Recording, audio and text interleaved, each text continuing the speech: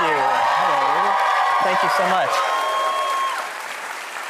When I think about this film, A Real Pain, the film is it is about two cousins who go on a trip with a group of people, a tour, if you will, to go to Poland and go through some of the steps of what will lead to a still standing, probably one of the best preserved concentration camps. And also to really have this thread of their grandmother be the impetus for this trip and even the end of it. And then when the film ended, and I'm not going to give away anything, but I had tears just streaming down my face, and it's so beautiful. That's the other thing. It's so deep and meaningful, but it's funny and it's vivacious and it's so full of life, and so much of the conversation between you and Kieran Culkin is about someone who is full of life versus someone who's like restrained. And Emma Stone produced the movie. Yeah. Who Emma Stone, I'm sorry, but like two-time Academy Award winner, greatest actress, works with the best filmmakers, is so, just have such deep love and admiration for her. Yeah, me too, of course. So how did she come onto the project? She, we met doing this movie Zombieland in 2009. Oh, I love Zombieland. So, of course.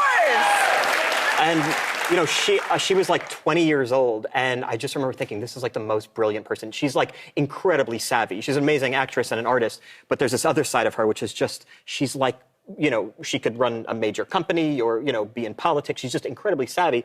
And so, it was very flattering. So I've written for 20 years. I've written plays and books and little articles and essays. And like, she's the only, first of all, she's the most famous person I know, but she's also the only person who would read everything and send me little screenshots. I'm talking like 20 years ago, of like little things that I wrote, an essay in a magazine, obscure magazine that she would find and read because she liked my writing.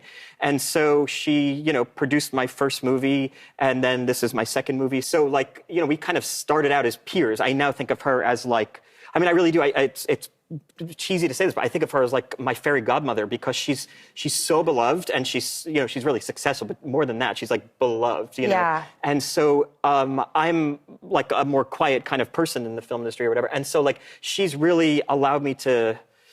She's like been an advocate for me in a way that like I think a lot of, you know, writer and directors need that. Yeah. Well, I think that speaks to the selflessness of like the way that you are encouraging and crafting and giving room to Kieran Culkin to do this role. But was it true that you originally were going to do that role? Yeah. And per Emma, something changed? Yeah, and she demoted me. Basically, yeah, so the movie follows these two cousins, and Kieran's character, as you saw, is like the life of the party, this very kind of funny but also tortured. It's like an acting, it'd be like the role you would want to do in like an acting class. He's winning every award, yeah, he's winning by every the way. award. Yeah. And I think that he will, I mean, I hope, I think an Oscar nomination, if not a win, is coming. Yeah, and you did that. Like, you guys created that together. Oh, that's so nice. I'll take credit for it. Yeah, no, he's like, it's like an amazing performance. And so I was going to play that role, because it's like, if you read it, I mean, Kieran's brilliant in it, but also on paper you could see this is like the fun role, and my character is this kind of like, you know, just more uncomfortable, stifled kind of person. And she just said, like, don't play a character that's like so unhinged, because his character is like, you know, lives in from one moment to the next, and like is just totally out of his head, and not, I mean, as opposed to like, you know, being self-conscious. And Emma Stone told me, like, basically don't play a part that's unhinged while you're trying to direct, you know, manage a set, because part of directing is like, you know, it's like everything. It's like running a circus. And she was totally right. And it was interesting to watch Kieran do this movie, because so Kieran showed up a day before shooting. You know, the script had been in my head for 3 years, you know, so I thought like maybe he and I could spend months talking about the character. He showed up a day before shooting, didn't want to rehearse. I didn't know if he like read the script, because he wouldn't talk about it. And in the morning time, during the scenes, I would say like, are you okay with the scene today? And he's like, oh, what is it? And I was like, it's the scene where you have 5 pages of dialogue.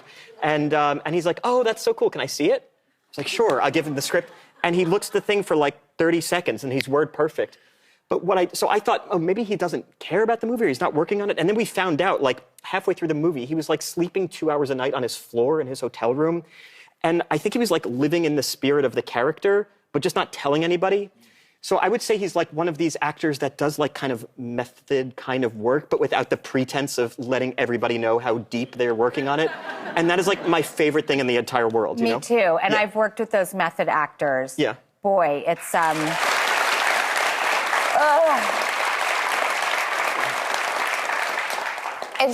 it's so good. Thank you for putting this out there into the world, and I hope you just get every award under the sun for your writing and directing and acting. And Kieran,